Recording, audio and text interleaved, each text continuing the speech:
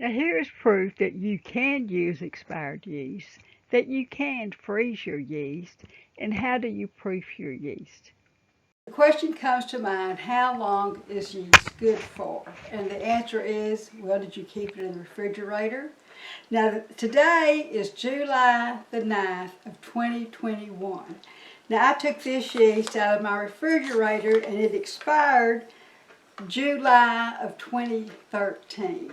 So we're going to proof the yeast to see if it is still good. Now I've got my water sitting here, and it's around 105. You want your water between 105 and 115. I'm going to add a teaspoon of sugar.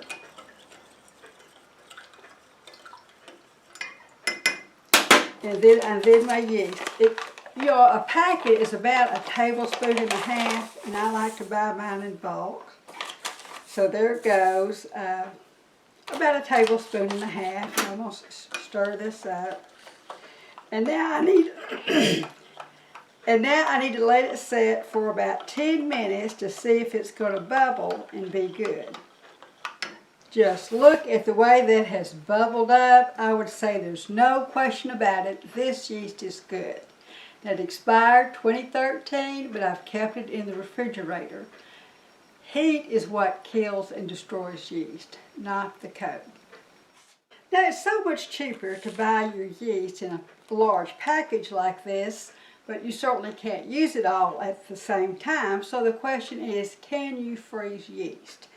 Now, today is July the 9th, 2021. This package of yeast has been in my freezer and it expired July of 2013.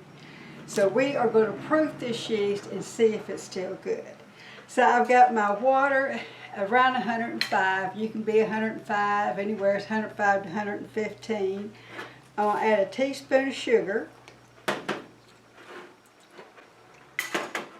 Get that sugar to dissolve. Lump there. And then I'm going to add a tablespoon and a half of yeast. Now there is about a tablespoon and a half of yeast to a little packet.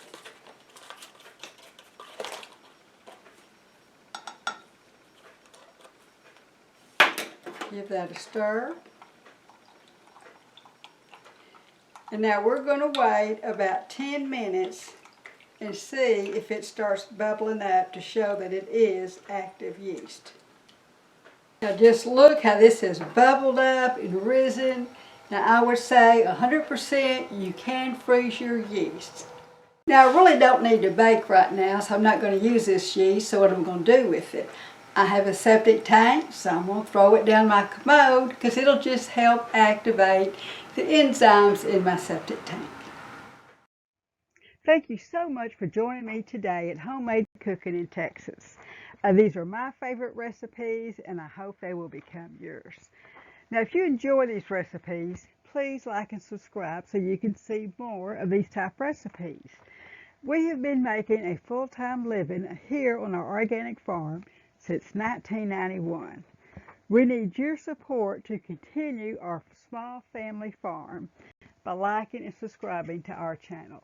Thank you so much.